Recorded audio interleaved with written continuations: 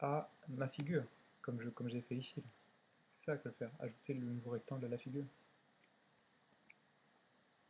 Mais à l'intérieur de cette classe, là, comment je peux faire pour avoir accès à ma figure? Hmm. Et pouvoir appeler la méthode addRectangle. Mais là, c'est un peu délicat. Je pense que c'est la chose la plus délicate de ce problème. On va utiliser l'objet E qu'on a en argument. On va lui envoyer le message get. On pourrait le trouver dans le Javadoc, hein, mais là je get source. Et get source, ça va nous renvoyer l'objet qui a reçu le clic de la souris. Donc la figure qui a reçu le clic de la souris. En fait, ce qui a reçu le clic de la souris, c'est l'applet. C'est pas directement la figure. C'est l'applet. Donc,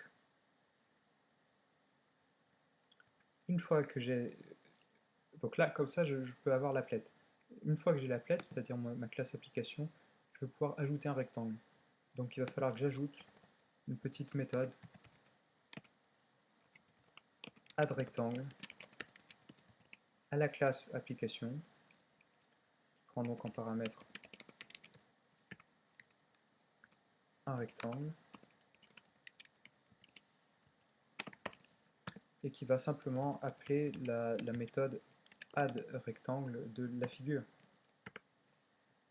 Je suis obligé de faire ça parce que ce que me renvoie le getSource, l'opération getSource que j'appelle sur l'événement E, c'est ce sur quoi le clic de souris a été reçu. Or, ce sur quoi ça a été reçu, c'est la zone de l'écran qui est dans le navigateur, c'est l'applet, donc l'application. Donc il faut que dans l'application, j'ai une méthode pour pouvoir ajouter un nouveau rectangle.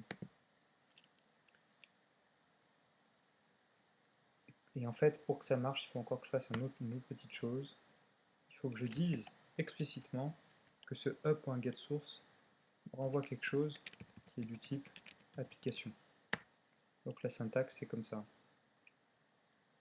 Il faut mettre donc e.getSource, et je dis que le résultat de e.getSource devra être du type application.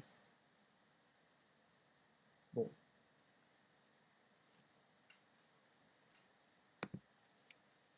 Et ensuite, c'est à ça que je vais envoyer le message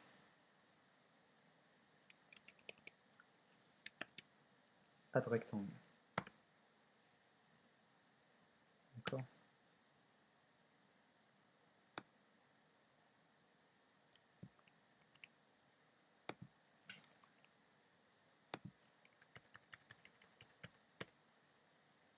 Soit que le prof est à la ligne. Bon, ça c'était un petit peu complexe peut-être. C'est ce qu'on aura fait le plus difficile. Si vous ne comprenez pas exactement ce mécanisme, c'est pas grave, mais je pense que vous avez de quoi le comprendre si vous voulez essayer. Donc voilà, on a utilisé le getSource, l'opération getSource sur cet événement E pour obtenir l'objet qui avait reçu le clic. Nous, on sait que cet objet, c'est une application, donc on le dit là. Cet objet, c'est une application. Maintenant que c'est une application, vous voyez, là, tout ce bloc là, ça maintenant, c'est quelque chose de type application. Je peux lui envoyer le message addRectangle et ajouter le nouveau rectangle, parce que j'ai bien la méthode addRectangle dans l'application. Bon. Donc là, on doit être bon. On va compiler.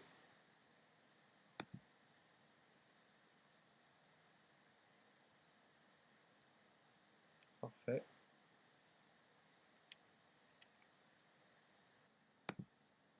Et on peut tester maintenant si ça marche. Donc là, on voit.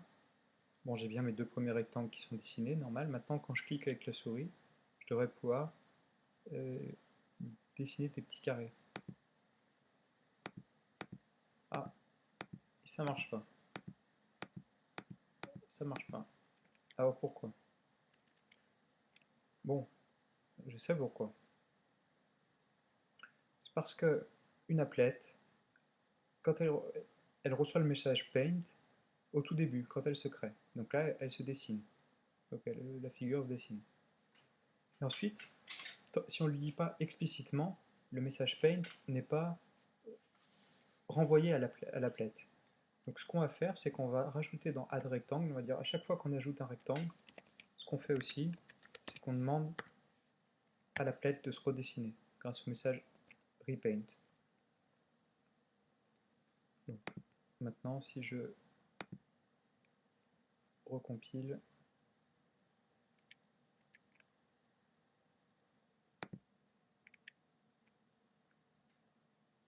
ça fonctionne. J'ai mes deux rectangles initiaux et je peux fabriquer des petits carrés.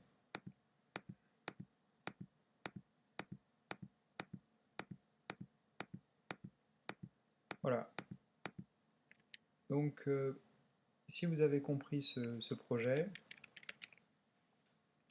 vous êtes assez fort maintenant. Vous connaissez quand même beaucoup de choses en programmation IoT Objet et en Java. Et je pense que vous avez assez de notions pour partir sur des projets personnels et grâce à la Javadoc, fabriquer le programme que vous voulez, le nouveau jeu révolutionnaire sur Internet ou quoi que ce soit.